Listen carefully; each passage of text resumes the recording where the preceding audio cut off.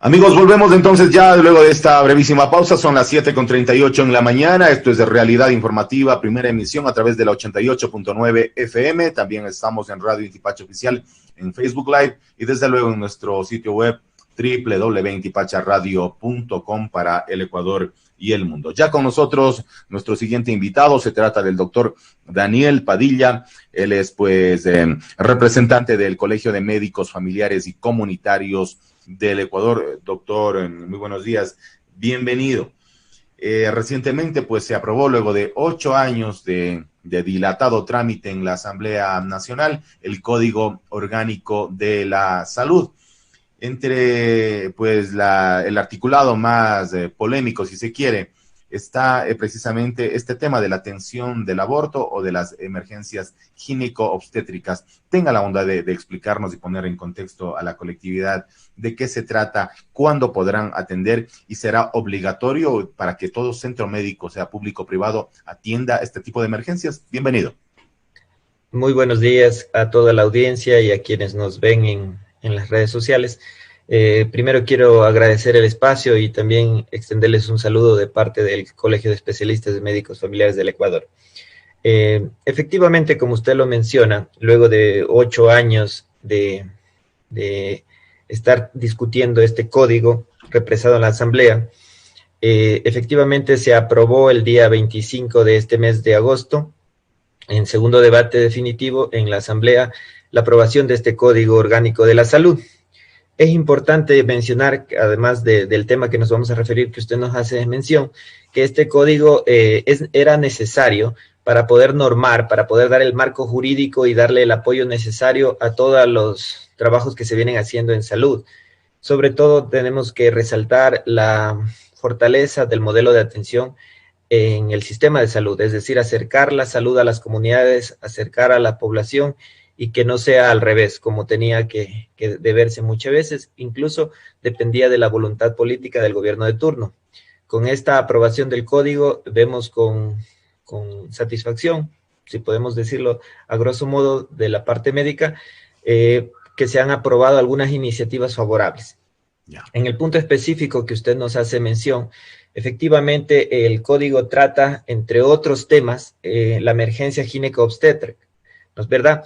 Entonces, en ese aspecto es uno de los artículos en el 201, el que más, por decirlo de alguna manera, conflicto creó, porque ese en el cual se trata de controlar y también de garantizar la atención de la mujer en situación de emergencia, sobre todo en situación de aborto, sin importar la causa del aborto. Es decir, si ustedes recordarán, con la normativa actual, el aborto en el Ecuador es un delito, ¿no? Y por tanto la mujer que lo haga de una manera voluntaria o los profesionales de la salud que lo atiendan en esta situación podían tener repercusiones legales. Con este marco, si bien es cierto, no es que se abre la apertura al aborto completamente como algunos colectivos lo creen, pero sí efectivamente garantiza que la mujer en una situación emergente que llegue por un sangrado producto de un aborto, sea atendida y se garantiza la atención, como efectivamente usted lo menciona, en el sector público y privado. Y de esta manera pueden ser efectivamente atendidas, reduciendo la mortalidad de este aspecto. Correcto, dice literalmente este artículo 201, serán consideradas de emergencia los abortos de cualquier tipo y por cualquier causa aparente y todas las patologías que comprometan la salud materno-fetal. Es decir, ya hay la obligatoriedad para que las casas de salud públicas y privadas atiendan lo que sería una emergencia por un aborto en curso. Doctor, ¿desde cuándo está? ¿Apenas fue aprobada la ley? Cuando se publique en el registro oficial, ¿habrá de pronto necesidad de reglamentos? Cuéntenos al respecto, por favor.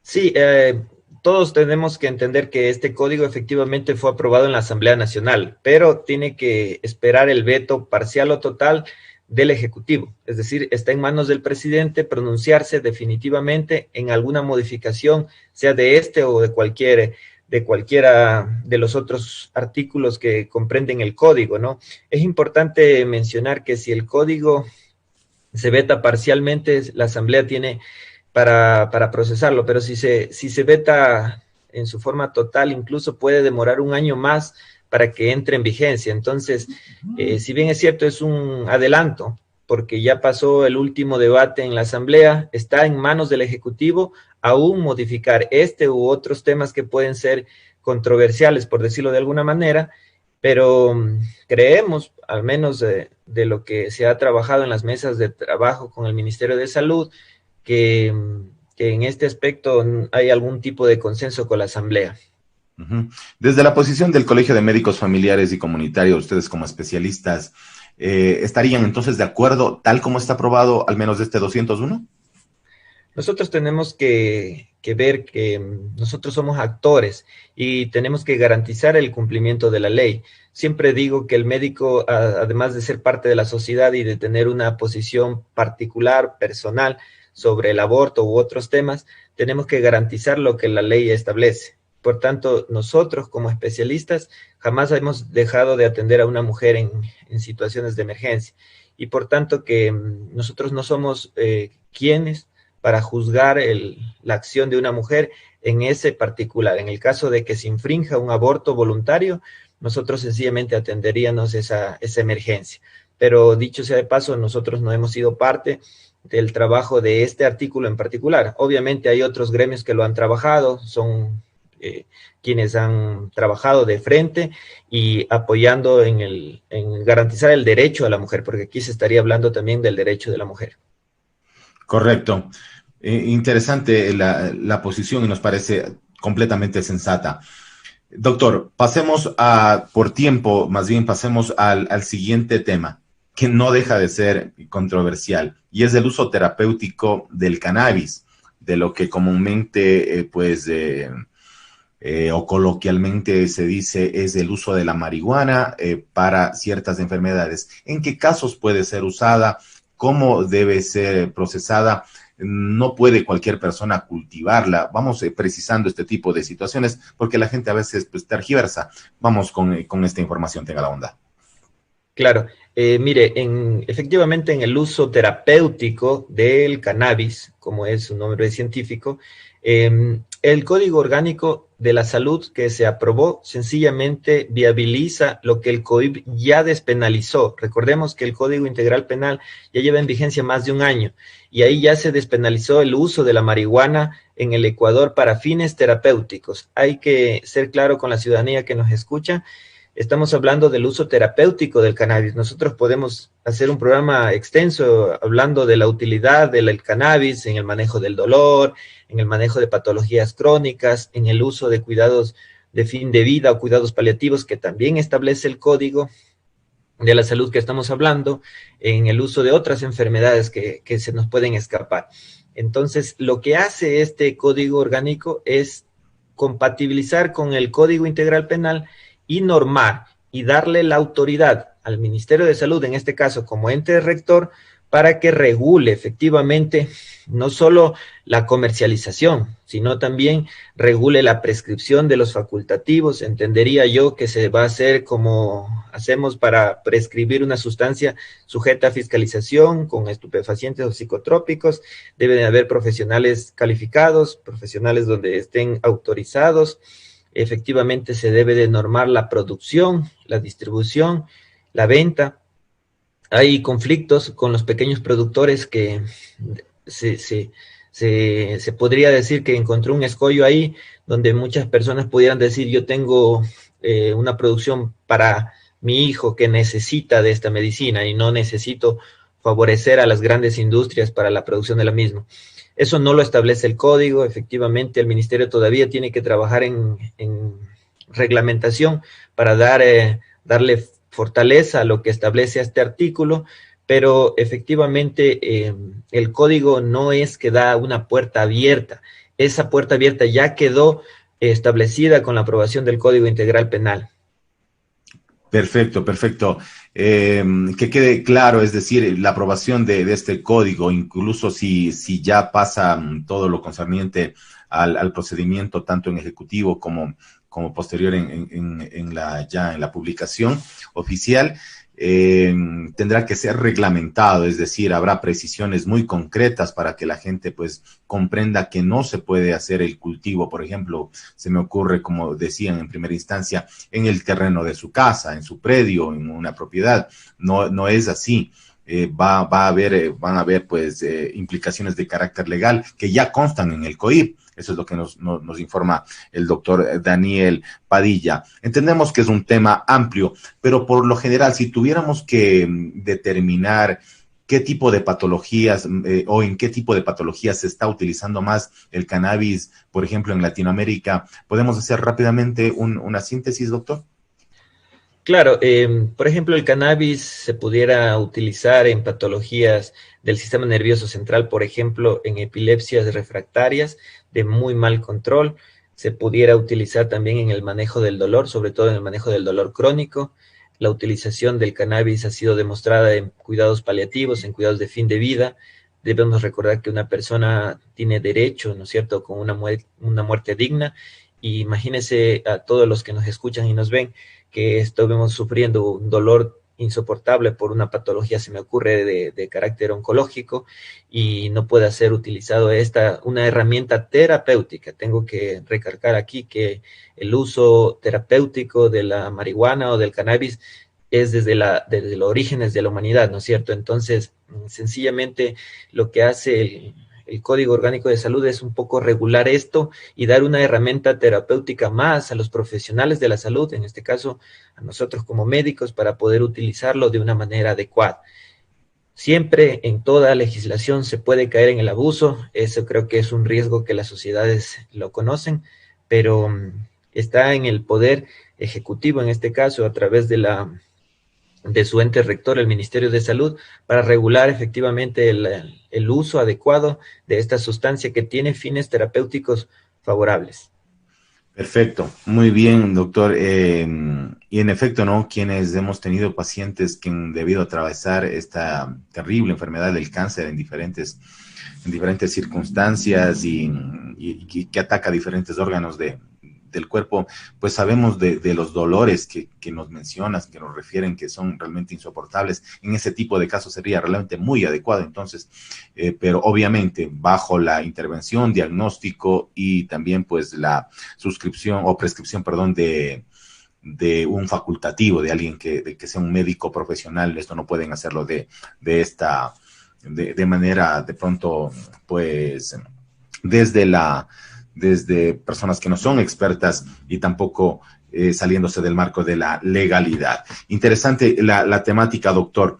Ojalá tengamos tiempo para abordar esto que tiene que ver con la reproducción humana asistida. ¿De qué se trata? Esto consta dentro del Código Orgánico de Salud, por favor. Sí, yo creo que este es algo que debemos resaltarlo, debemos aplaudir la decisión de los colectivos que trabajaron en eso y de la Asamblea de acogerlo.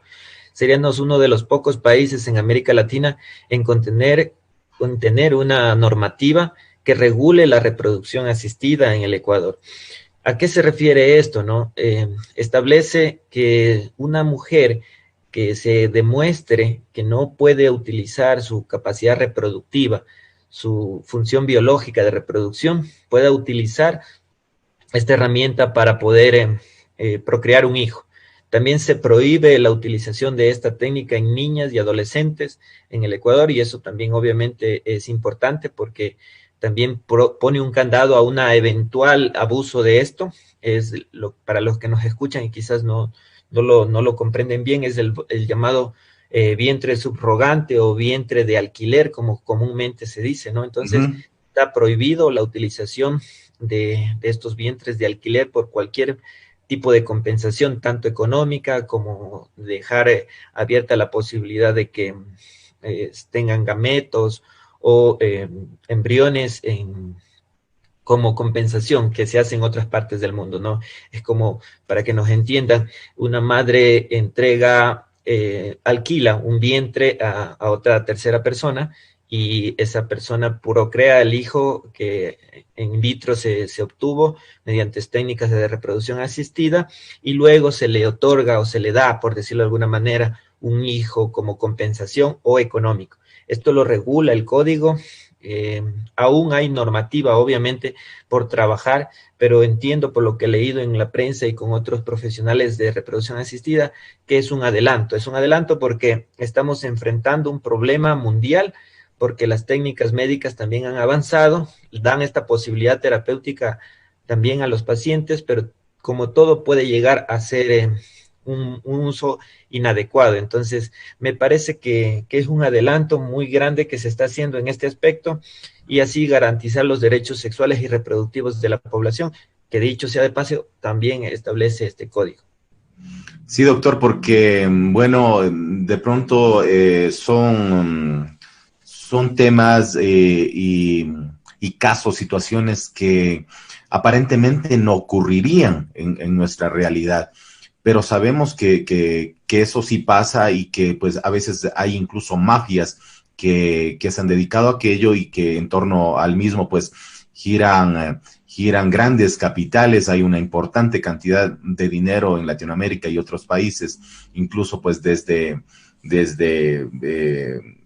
países en Norteamérica y en Europa se habría gestado este tipo de relaciones pues oscuras donde se alquilaba vientres de Latinoamérica y luego los niños eran llevados para allá, pues a través de transacciones ilegales. Realmente un mercado negro de esta situación que esperamos, pues qué bueno que sea así como usted nos dice, de ser pioneros en esta situación, al menos en América Latina, y que podamos tener un adelanto y que se respete, pues, la vida de las personas y no se convierte en una mercadería común y corriente.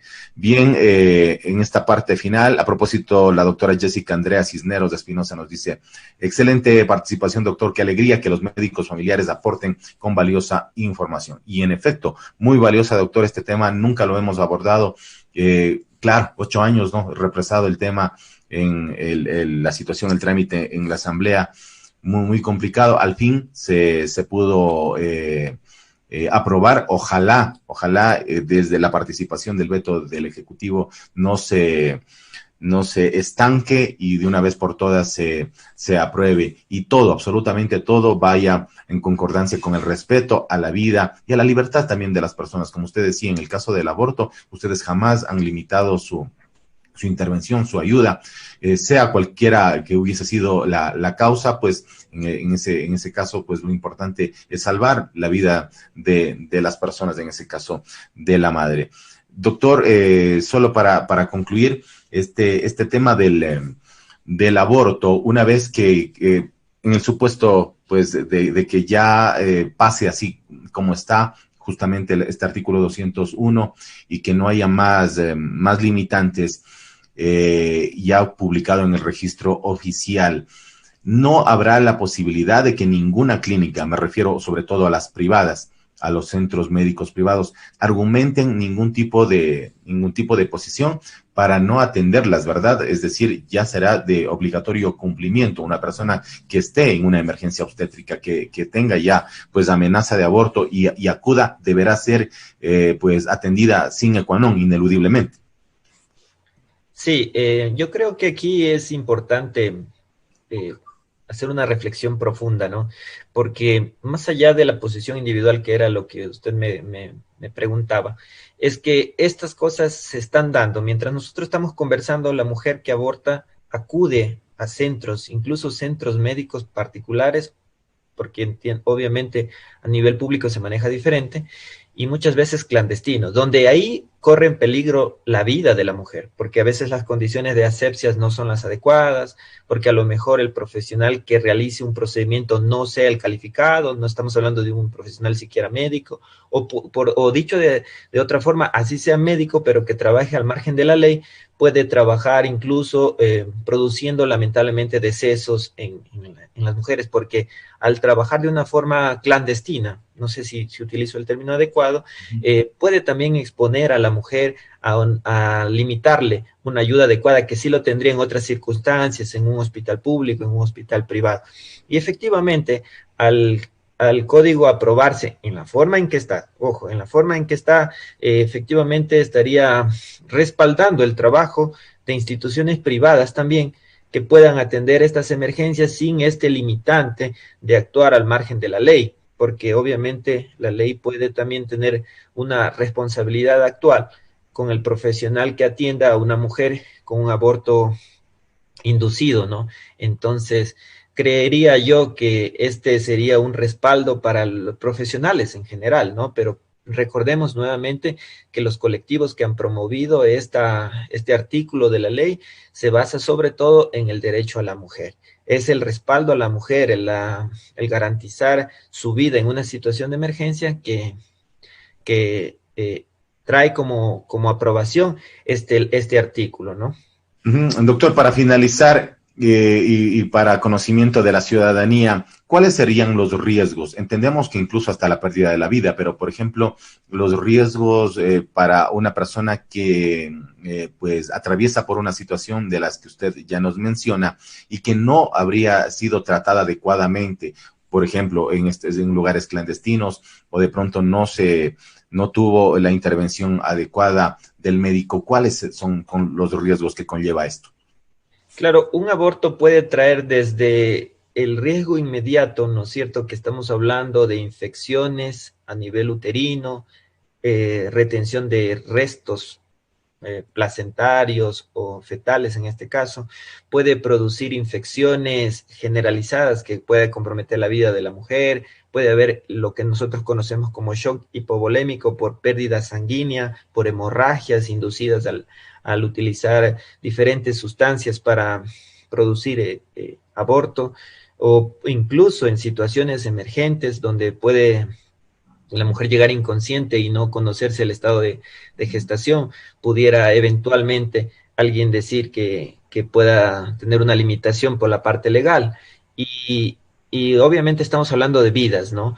Sin embargo, también tenemos que entender que se aprueba o no esto, porque podemos estar hablando y el día de mañana vetarse a nivel del Ejecutivo este artículo y quedarse como está. Recordemos que una mujer que llegue en esta situación, y ojo, aquí yo no estoy tomando parte de que si es o no adecuada la decisión de una mujer de abortar, pero si llegara a pasar en este mismo momento, esa mujer, además de correr en peligro su vida, además de perder a su hijo, estamos hablando de que la repercusión actual es cárcel para ella y para eventualmente el profesional de la salud. Entonces, si no se hace la incorporación de este artículo conflictivo, entendemos, yo comprendo perfectamente el debate que ha generado y creo que este debate es importante para que se pueda visibilizar el pedido de estas mujeres, visibilizar el pedido de poder dar una solución a un problema que, ojo, hoy en día existe, pero que sencillamente no se está abordando. Entonces, a lo que yo quiero llegar es que efectivamente el riesgo mayor es la vida de la mujer, pero también tienen otros riesgos implicados con cárcel y otros tipos de sanciones a nivel penal. Muy bien, muchísimas gracias. El tiempo se nos quedó corto, hay varias cosas por tratar, pero pues que sea una de tantas entrevistas. Doctor, un gusto, muchísimas gracias por acompañarnos. Era el doctor Daniel Padilla del Colegio de Médicos Familiares y Comunitarios de